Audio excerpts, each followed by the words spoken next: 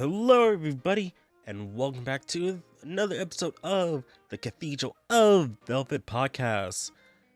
I'm your host, as always, P3R Show, and this is kind of a podcast where we talk about the news, the personas, and the Shimgan Tenseis, maybe the metaphors, every 2 weeks. So 2 episodes every month. Make sure you guys are subscribed to the channel, and if you're listening to our podcast, make sure you follow me on there. Yep, we're on audio podcast, people. YouTube Music. I was gonna say Google Podcast, but no, that changed to YouTube Music. Apple Podcasts, Spotify, iHeartRadio. Make sure you guys are following me all on there. Whichever place you like to listen to your favorite podcasts. Great. Yeah. So how things work is that we start the episode talking about what's been happening in the past 2 weeks or so. And then we head into the news, because, we want to know what's been going on in the life of Paradusha, right? Let me just do something real quick before that. Just in case getting interrupted, just close my door real quick. But, what's been happening these past 2 weeks? So, in terms of the channel, I haven't really been uploading basically for like the past week. It was mainly because I was having a medical problem. Basically almost 2 weeks ago. So basically like the week of last episode's upload, I was like having some like chest / heart problems. Like it was feeling like weird like movement in my heart, right? So like I was getting a bit worried because like on that Thursday, like I felt like a real sharp pain in my heart. So I was like, okay, if this is gonna happen again, I'm gonna go to go to the ER. So like that Saturday, I had that moment again while I was at work. So I was like, okay, I gotta leave work early. I'm gonna go to the ER to check myself out to see if anything's wrong. Luckily, they didn't found anything, or at least there wasn't anything wrong that they found. They did blood work. They did X-rays, EKG, all that stuff. Didn't found anything. They think like I've had like heart palpitations, something like that. So just like, oh man, that was a bit of a scare, but they said there's nothing really wrong. So then the Tuesday after that, I went to see my doctor, to my usual doctor, to see, hey, can you tell me what's going on? And she said, oh, I think you might have anxiety. So just like, oh, great. Got from the got what was it? Got from the horse's mouth. I got anxiety, yay! Sarcastically. So basically, like, oh yeah, you can take these anxiety medicine if you really need to, but take some like tea, mainly like some calming tea, and breathing exercises. So since then the pain has either slowly gone away, or it's just like it's faded. Like it happens, but it's like doesn't happen or doesn't hurt as much. So I think at least today it was essentially not noticeable. I think it happened like very faintly in the morning because I had to get up early for like a doctor's appointment. But yeah, it's like it's been alright since. Taking some like chamomile tea every now and then, and also like some fish pills, fish oil pills, just for better heart health and all that stuff. But I've been alright. So yeah, there's that. But I did upload on the channel. I did upload my announcement that I'm doing a Samurai Kagura theme charity event.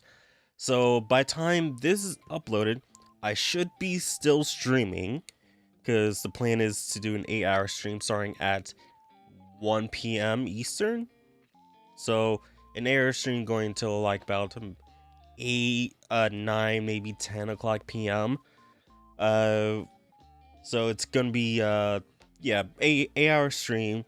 Gonna be switching games every hour or so. And yep, donations will be going to Breast Cancer Research Foundation. So if anyone would like to join the stream, it is at time of this upload, at least for Patreon. It's being uploaded on Patreon. So if you're watching on Thursday, it's already happened. But on Wednesday, should be live, should be available for you guys to watch. And let's see here. Yeah, it's going to the Breast Cancer Research Foundation. This is my first ever charity event that I'm doing. I'm a bit nervous. We got basically like, I think 11 games we were gonna try to go through. So 1, 2, 3, 4, 5, 6, 7, 8, 9, 10, 11. Yep, 11 games in 8 hours. So 3 games are gonna be missed. So which one's gonna be, who knows? Because it's gonna be all randomized. So if you guys are watching this on the Patreon, hey, make sure you guys check out the stream. But if you aren't, the VOD's gonna be up. It's gonna be a vertical stream on YouTube and, you know, regular Twitch stream on Twitch. So yeah, that's gonna be it. Bit excited, bit nervous. So basically, like, gonna be using like 3 systems: PS4, Vita, and my 3DS. Well, with the 3DS, like, I don't have a capture card, so I'm essentially gonna have to use my my face cam that I usually do for unboxing, to use as basically, like, you know, the old school way of recording of recording 3DS games, because like, I personally don't like using emulators, especially when I have the original system. So I'm not, because there are at least 2 games. No, not at least. There are 2 games that are 3DS games. So if we ever get one of those 2 games, it's gonna be, hey, face cam or webcam stream. So yeah, that's happening, and I'm kind of excited, kind of scared, but hey, we're gonna do what we're gonna have to do what we have to do, right? Also, I did an unboxing of the Persona 5 Panther pop-up parade figure, and you know, it did fairly well for an unboxing I did on the channel. Like, let me just check. Oh, you need to verify that's you. Oh my god, why? It is literally me. I like, hey, sign in. Oh, yep, put in password. Okay, now let me just yes, it's me. Putting that thing. There we go. You just put up a parade. Comparison to the, I mean, it's fairly, I mean, it's the second lowest, but I mean, it's still better view than the other videos I have on the channels. I mean, uploaded recently. Like, the best unboxing of the pop-up parade figures is the Aigis one. So it's like, hey, people were like Aigis. No, actually, no. The Panther one is the 3rd lowest. So yeah. Second lowest is the Noir Haru one, and the lowest one is the Makoto Yuki one. So yeah, that's how it goes. Okay. I probably could have, because I noticed my previous tiling, just like, oh, I didn't, do capitalizing and all that stuff. Okay. So, let me see here. What else has been happening? Oh, I've been playing a lot of Digimon Strangers, basically since it came out, and it is really fun. Like, I'm almost 40 hours in, and I don't think I'm even close to beating, because I think like the average hour speed is 40, I think. I've just been like trying to like, okay, I want to get all my Digimons, just because the completionist in me is just like, okay, I see that that blank space. I need to get that unlocked. Come on, hurry up, grind, defeat every enemy that I see, get to the next level, and just like, man, I like it. I really do, but just like the amount of time that's need to just like to get a specific stat up is just like really annoying, because I played the first Cyber Sleuth game and I barely gone through Hacker's Memory. Just like, I think Hacker's Memories to me was just like, it's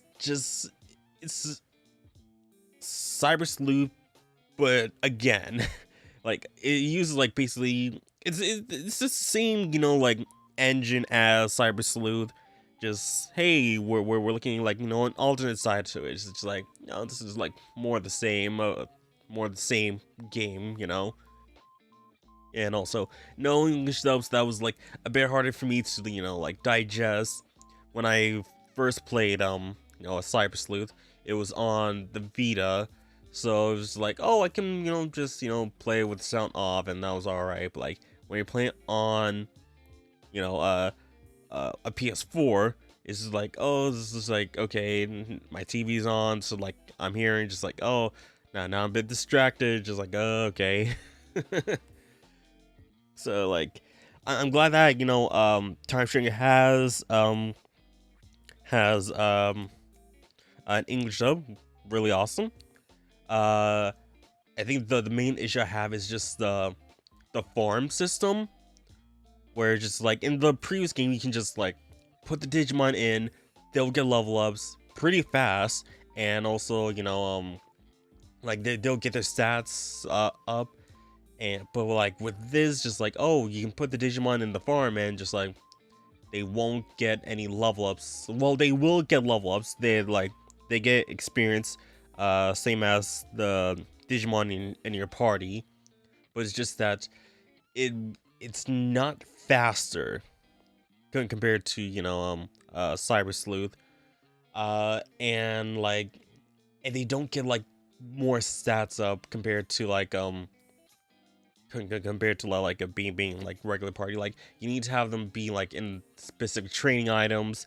You have to give them specific training items for them to get their stats up, and it's really annoying because like the way to get these training items is either throughout like finding them in the world, or you have to synthesize them by having specific items, and just like, where am I gonna get these specific items? And just like the cost to make those synthesis items cost more than the actual synthesis itself. Like, you have to get 5 of this, 1 of this, and like 2 of this, and like all those could be like like buy like over like 10,000 yen, and like, oh, the synthesis item itself is 10,000 yen. So just like, yeah, this is not at least to me, like, not a really good way to grind experience or get get stats up, because it is really annoying to do that, to get that to get those stats, because Digimon in the game have like, oh, to digivolve them they have to have a certain stat at a certain level, certain level or above. Just like, okay, let me try to grind, fight enemies, get some levels. Just like, oh yeah, like oh, a Digimon needs to have like 1,000 something of spirit and 900 of um strength, but like the Digimon is currently just like 500, like 300 strength and like 700 spirit, and like its current max level can only go up to like 25, right? So just like, so either you have them in the form with the training items to raise up those specific stats, or you have enough like I forgot, agent points, something like that,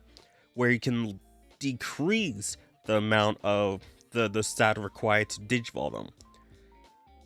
And that also gets me to another point, just like the amount of agency points. Yeah, I think it's called agency points. You get is non-frequent enough, I will say, because like it's almost like, okay, after every section of a world you complete, you might get 3 to 5 side quests, and that can be done in like probably like 5 minutes each. Especially like if you're just like, you know, skipping through the text dialogue, like if it can be a, if we can get a bit more quests, because like the max of the agency level that you get is up to 10, and apparently like it is very hard to get up to level 7, and I'm currently level 5, so I'm reaching that, you know, that point where just like, bro, how can I reach level 7 if I'm not getting, you know, enough these agency points? So just like, that doesn't really seem fair, you know. So I kind of hope that, you know, they'll be, I doubt they're gonna like add a patch just like, oh hey, here's some extra agency points for you guys to get, you know, all that stuff. But yeah, I do kind of wish it was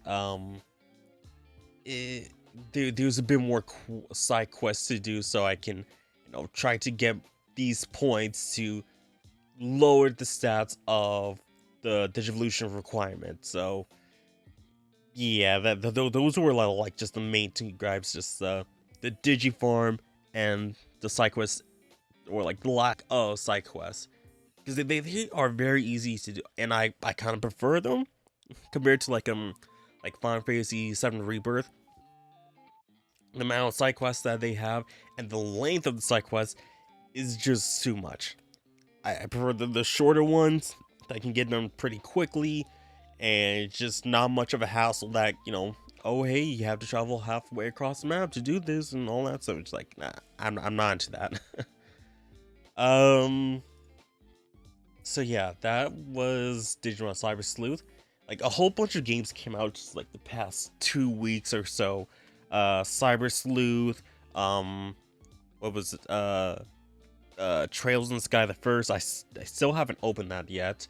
And I have other games that like I haven't even touched as well. Like I stopped Lost Will Side because I mean I was liking it, just like I feel like I was forcing myself to play that game, just like, oh man. Like this was a game I was very excited for, but just like when I'm playing is just not it for me, you know. It's just like like it really could use some more polish. Voice acting could be better. Yeah, I'm not really feeling it, so I'm just like putting it on hold. Um so what else? What else has been well, what's been happening? Let's see here. I think that's fair. I think that's about it about what's been happening. Um.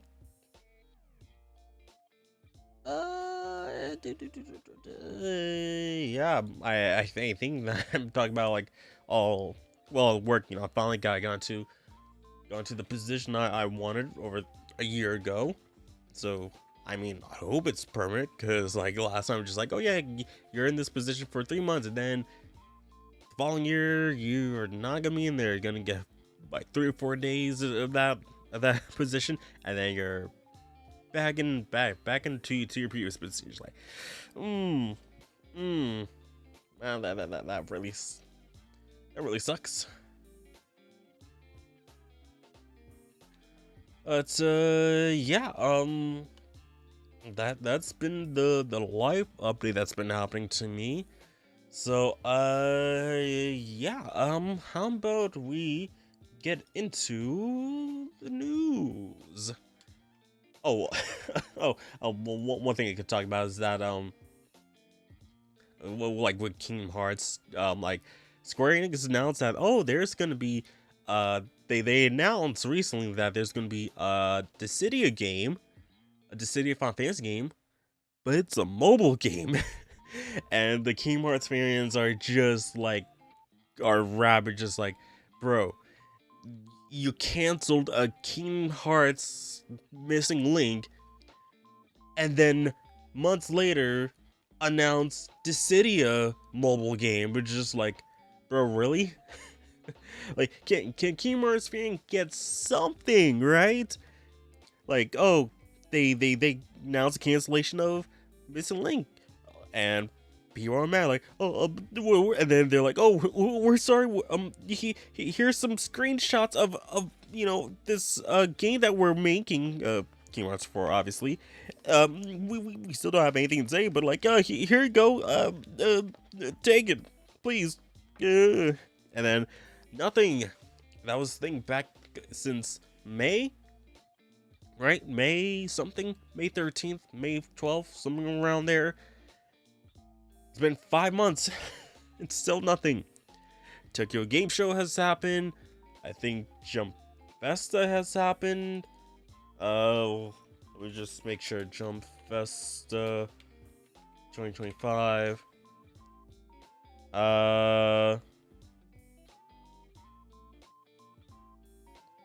When is Jump Festa? Jump Festa.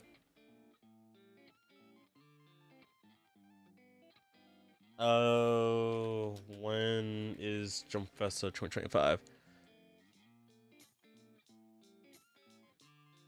Okay, Jump Festa 2026, if it's showing that. Okay, Jump Festa is December 20th and 21st. Okay.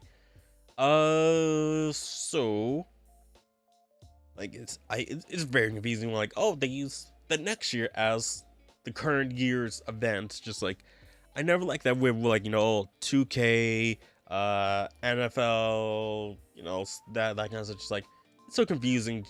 It's like, I think just like, hey, this is this is next best thing because it's the next year. Oh my god. Oh, I'm glad that they went to the modern year instead of like the future year, because it's just like, I just find it too confusing.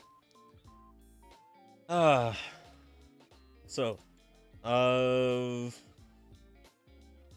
let's get into the news. Let's just switch on over. This portion of the podcast is sponsored by you, the patrons on patreon.com/cavepodcast.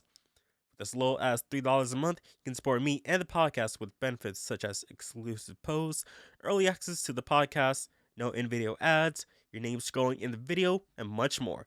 So please consider supporting your boy over at patreon.com/cavepodcast. And now back to the show. So of course, we're checking out the news on Persona Central. All the links to the articles will be linked down in the description below of the video and audio podcast. And please make sure you guys support Persona Central whenever you can. They're on Facebook, Twitter, YouTube. And of course, they have their own sites, so please make sure you support them wherever you can. Now, I will say we don't really have that many articles to check out because not much stuff or big stuff happened this week. I will say that so let me just go back real quick. There was interview that happened this week, but or within the past 2 weeks, but it's not much. It's not much. So let's get back into it. So the first article, we got Persona 3 and 5 dancing protagonist statues releasing November 2026. So several Japanese figure hobby sites have done up with release details for the previously announced figures of the protagonists from P3 Dancing Moonlight, P5 Dancing Starlight, alongside images of the final color prototypes. So the figures will be releasing November 2026 at 16,617 yen each. That's a weirdly specific number for that. Like, well, why that number specifically? You know. So here we have obviously our pro tag hero from P5. Then we got Makoto. So we got Ren. We got Makoto. And then the boy's looking pretty good. Looks alright. And you can combine the two. You can put them together because obviously, since the games release at the same time, just like, yo, why not just pair them up together? No official product page has gone up live for these figures yet. So yeah, these two figures look pretty good. And just like this is an abhorrent amount of money, so that's like about $120, $110 or so, if my conversion is right.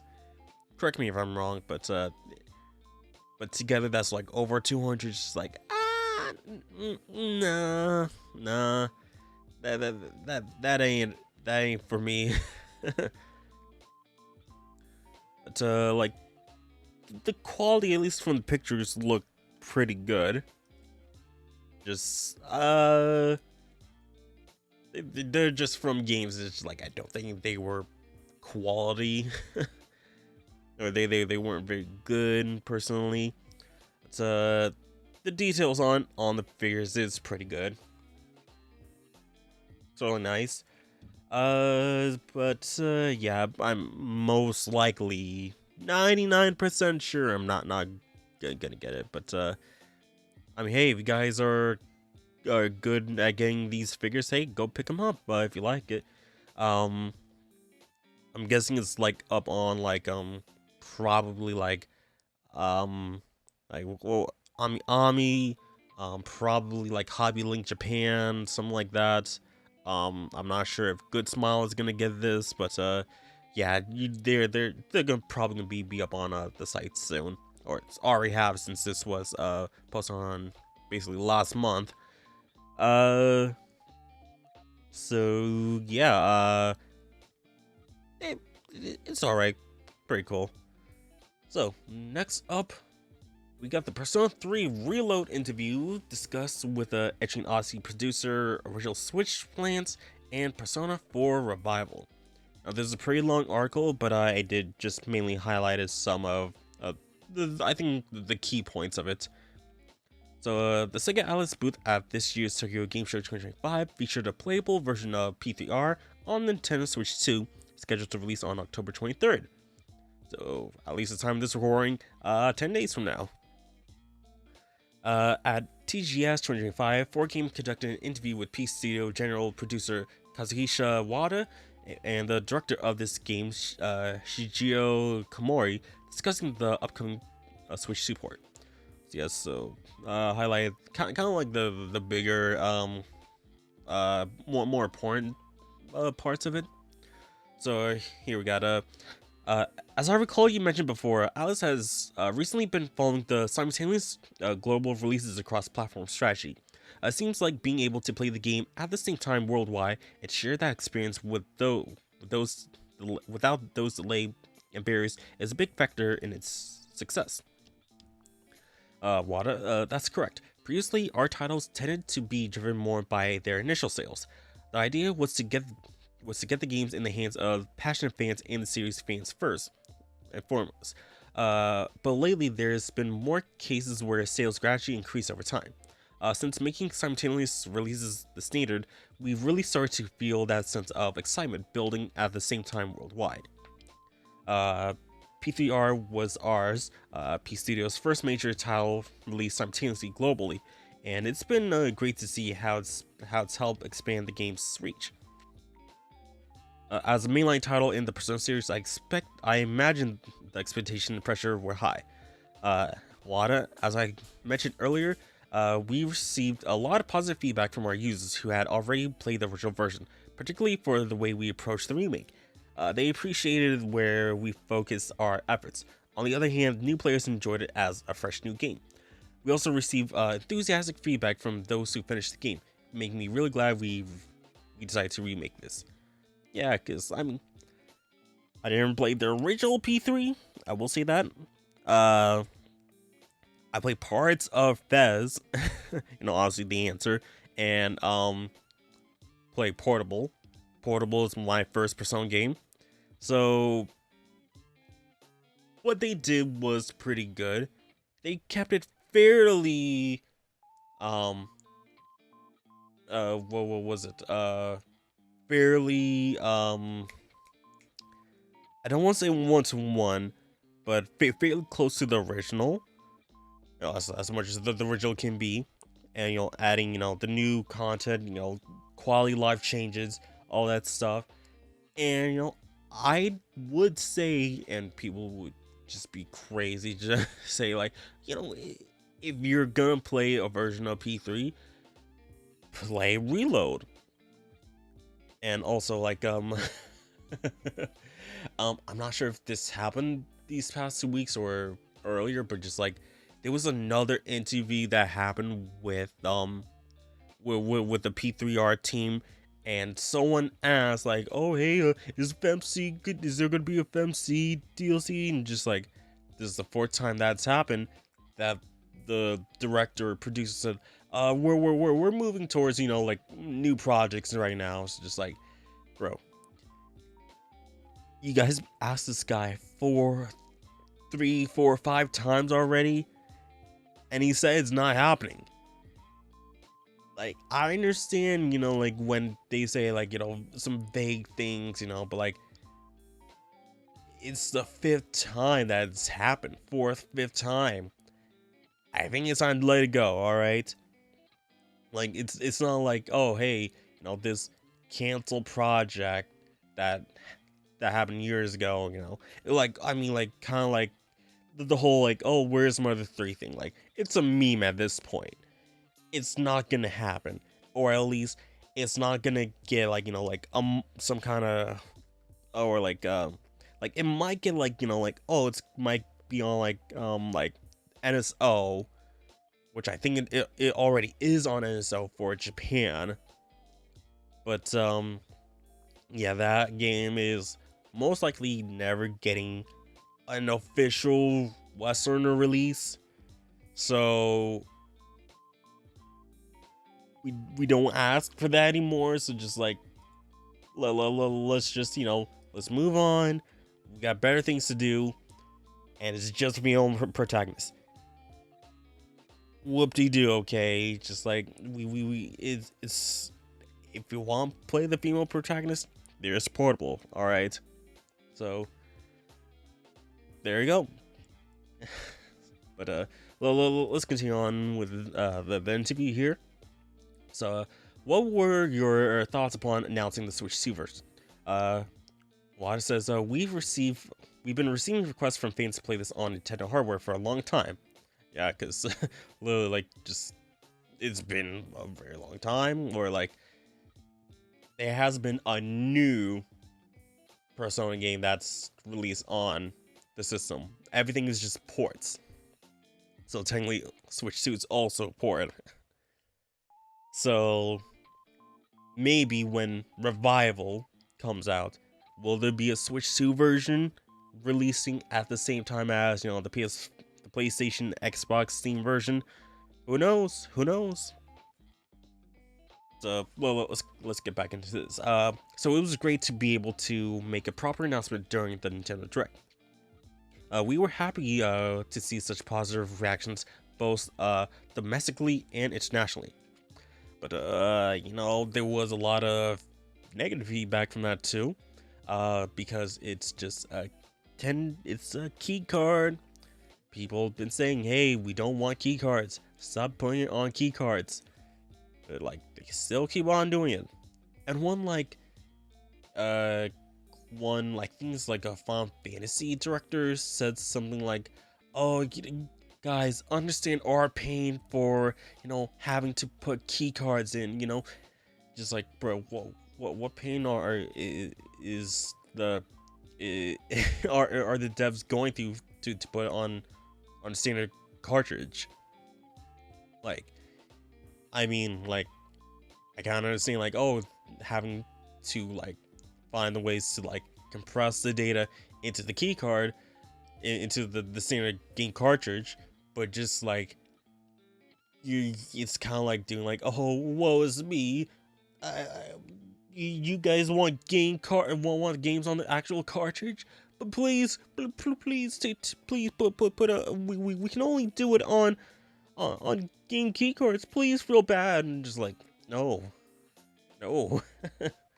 we want the actual game on the cartridge and not a download.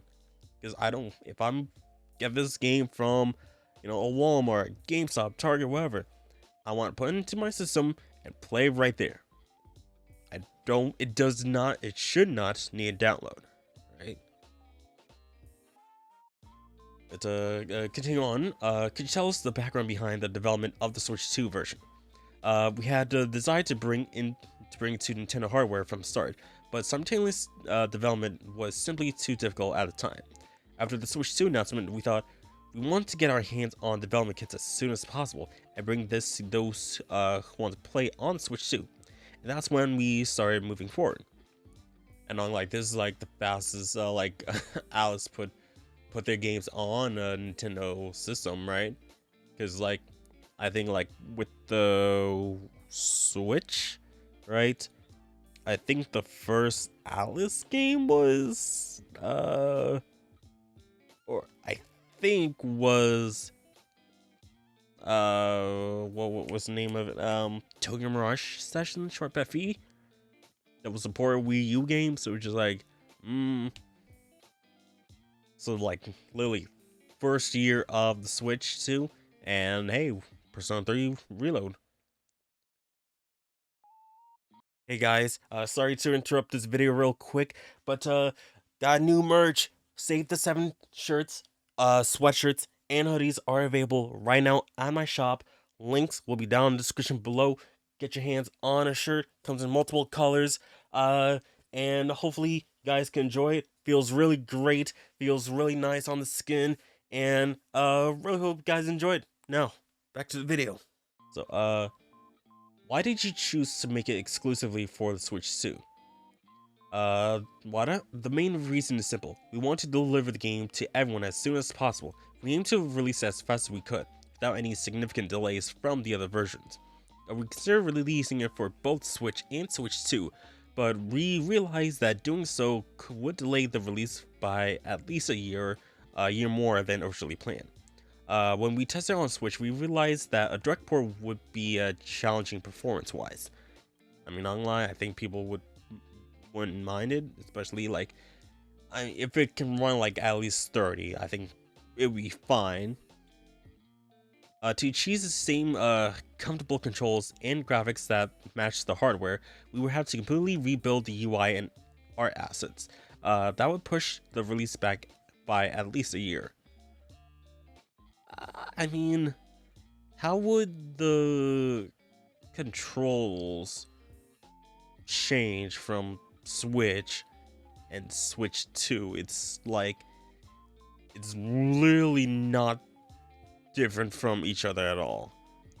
And the graphics, like, I mean, it is on PC, so they could, you know, literally like fix the graphics option to like to match this which one.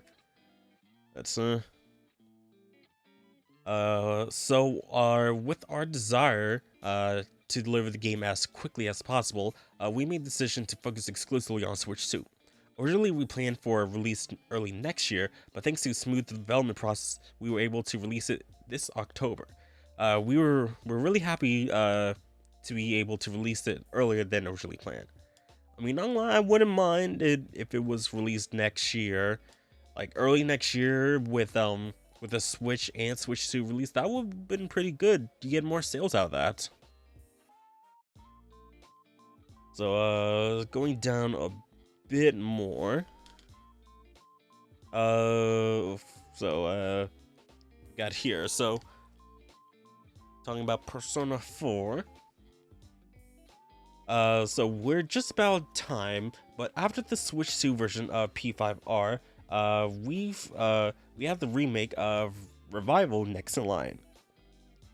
Since its development was only recently announced, I imagine you can't share many details yet, but could you give us a few words? So from Lana, let's see.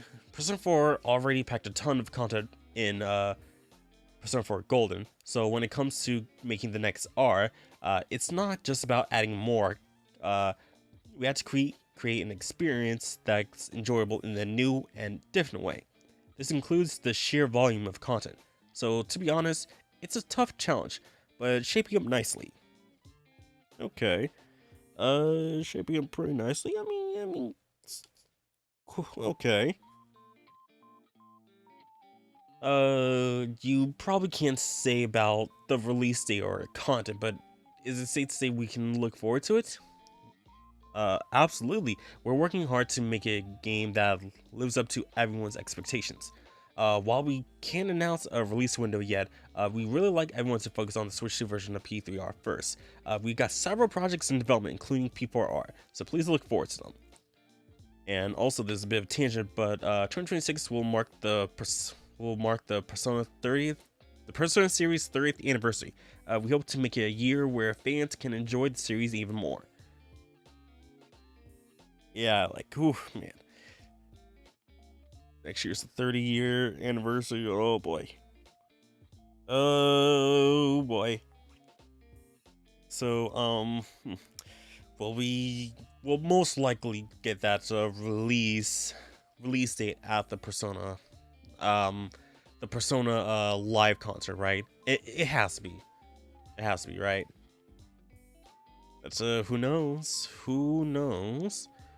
And we got one last thing. Lastly, could you share a message to those who played the original P3 but haven't tried P3R on other platforms yet, and are thinking about picking it for the first time on Switch 2? When we set out to remake P3, we focus on usability and graphics. We incorporate UI effects and systems that have evolved throughout the series, while making sure to retain P3's unique essence. A good example would be like the social link system. It's no longer as strict as it used to be. Yeah, I mean, it's not as strict, but like it is. I mean, I missed out on, what was it, one or two social link near the end. So just like, yeah, it's gonna be it's a bit easier now.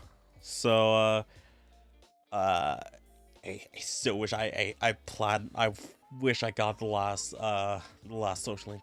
Really wish I did. That said, rest assured the game hasn't become overly easy or lost its challenge. This isn't specific to the Switch 2 version, but we do have a demo available, so if you're even slightly curious, I recommend starting there.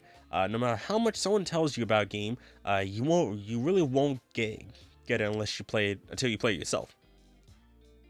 Yeah, so, man,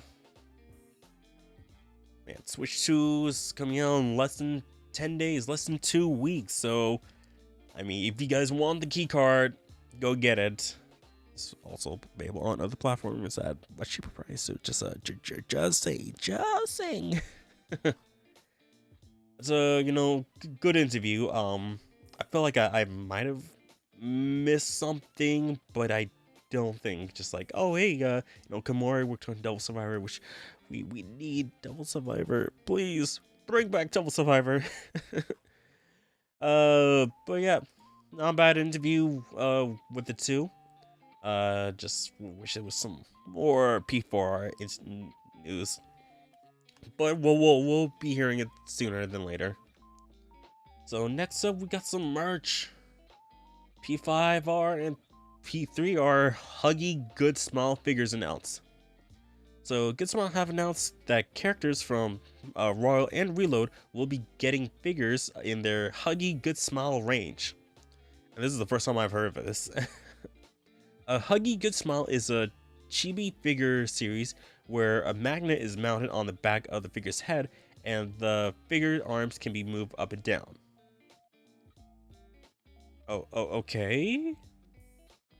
The range will include the figures the protagonists, Morgana, Goro, Kasumi from P5, and the protagonists Yukari and Junpei from 3. So, and got the images of them here. So, got P5 crew here, got P3 over here. I was thinking like, oh, it's like some kind of plushie kind of thing, but no, it's a figure with a magnet on the. I think I understand. So like, they hug each other back to, so like, okay, so. Like if you guys can see my like hand, my mouse, like, so it's like a magnet on the back of the figure's head. So I'm guessing like, so the back of Joker's head will go to the back of Morgana. The front of Morgana will go to the back of Akechi. Oh, you guys didn't see that. Akechi to the back of Akechi's front head to the back of Kasumi. So it looks like they're hugging each other, right? I'm guessing that's how it is, right? I was thinking like it was more like a plushie kind of thing.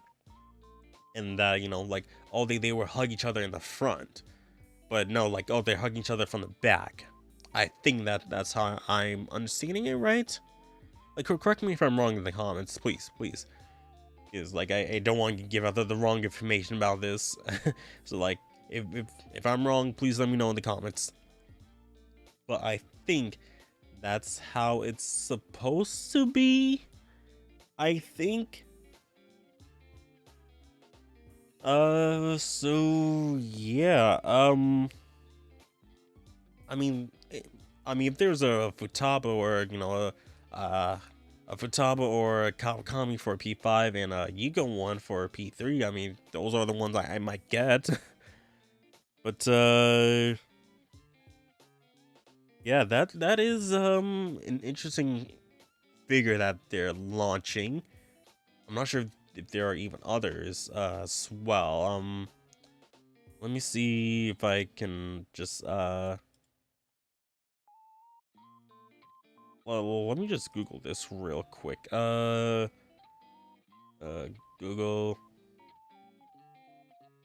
What does that look like? Okay, so it looks like hard plastic. Yeah, I was thinking like it would be more soft looking, I guess. Oh, so that's the magnet, I guess. So the back of that, well, you guys can't really see it, like bottom right corner of the screen here.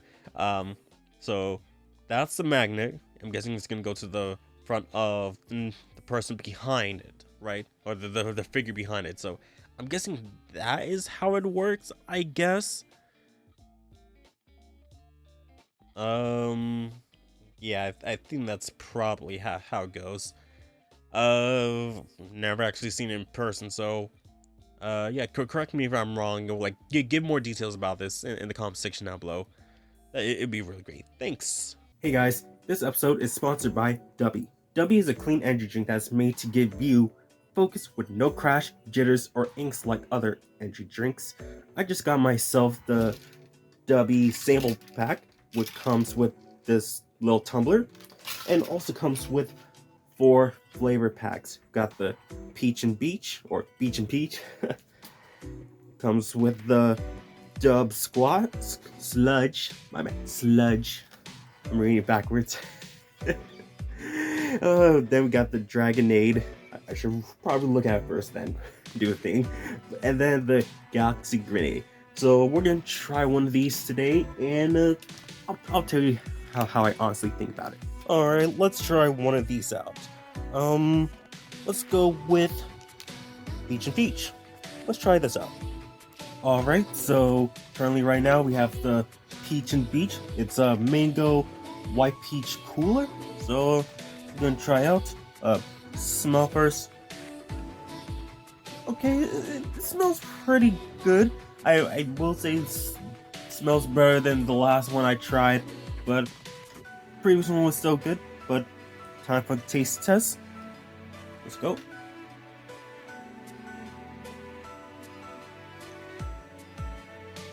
Yeah, that's good. That is.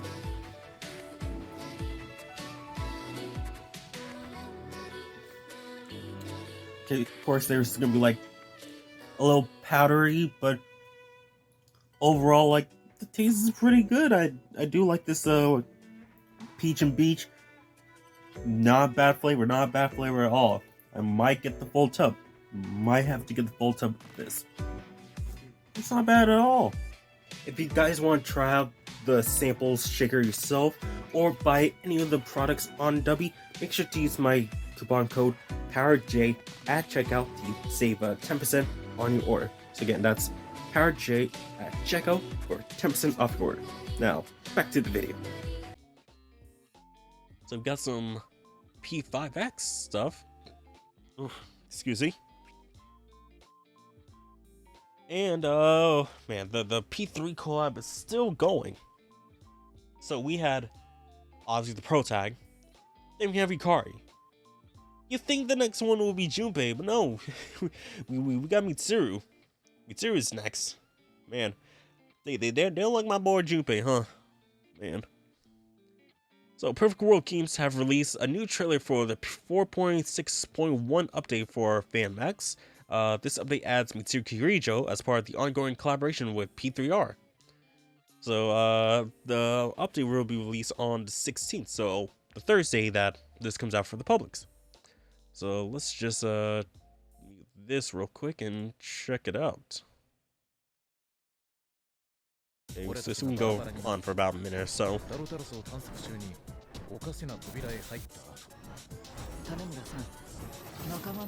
Seeing as there's like doors to the left, I'm guessing there is gonna be more. I'm guessing the whole team will probably join in, right?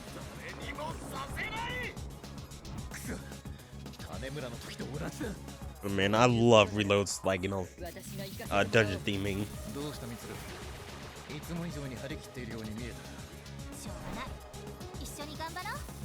Oh, most like, Akiko's most likely gonna be the next one, right?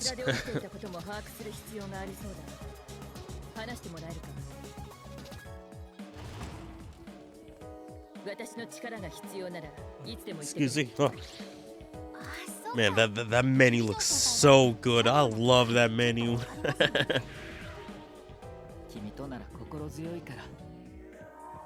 Oh, the Reaper. Oh no. Oh, not the Reaper. Oh, find me Emperor and Empress here? Okay.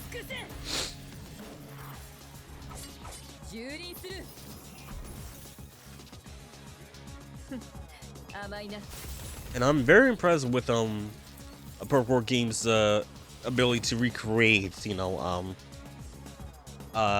reload within P5X. That is really good. That is really cool. I can stop right there because next is just like, oh, probably going to like in depth of what Mitsuru does, but there's a lot of text that we have no idea what's saying, what's being said. So I'm just gonna pause right there. If you guys want to check it out for yourself, the links to the article will be in the description. So make sure you check it out. And also I'll turn back on that music here. So we got the visuals of of the sorry about that. Yeah, so here we got the mission start poster for Mitsuru's collab, I guess. And her kind of wallpaper with Trisekilea, right? Or was it Penstella? It's hard for me to remember the P3 cruise personas because I think they're all Greek, so it's just like it is a weird name. Like, okay, Orpheus, Hermes is all right. Io is, it sounds more Japanese, not gonna lie. But Athena, easy. Nemesis, that's some people regularly say. But like the other names is like it's hard for me to remember it. But that's Mitsuru's little introduction to the game. Seems like she's, I mean, it's Mitsuru. We already know her if we already played Reload, for Arena, Portable, any version of P3. It's Mitsuru. She's the ice queen herself. She has money. But hopefully maybe she's a meta character. Maybe. But it comes out basically the day after the public upload. So hey, let me know how she plays if you're playing the Chinese version. But we're going to the last article for the episode, and this literally happened a few days ago. Metaphor ReFantazio's commemorative art, round 1 bowling collaboration, and new digital bundle. So during the Metaphor ReFantazio 1 year anniversary livestream, which I did a reaction to, please check it out, Alice made a few announcements to celebrate. So there was a commemorative artwork. Character designer Shigenoi Sojima appeared during the livestream, introducing commemorative artwork featuring the protagonists, Stroll, Hulkenberg, and Gallica. Then we got round 1 bowling and arcade collaboration. Oh yeah, didn't mention that the art piece will be going up as a giveaway item that people can win.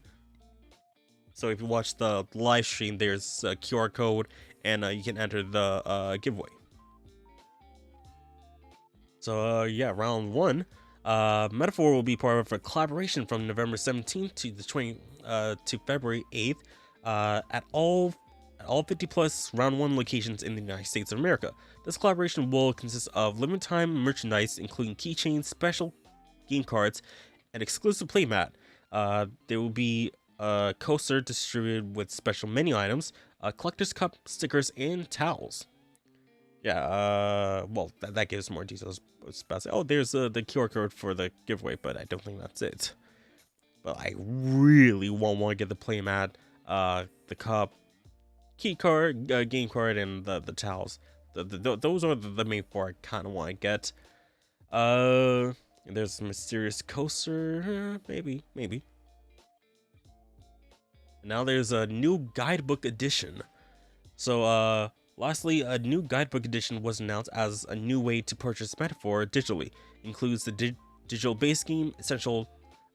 The new thing is I think the essential digital strategy guide, digital art book, digital soundtrack, and Shujin County and Jonin High costume and Battle Bestium set.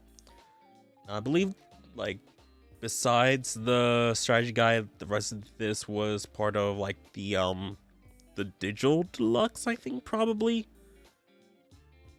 But now like so like having the guidebook edition comes with like, if you already have the game like with the digital deluxe or something like that, anything like above the standard edition, basically, you'll get the essential digital strategy guide.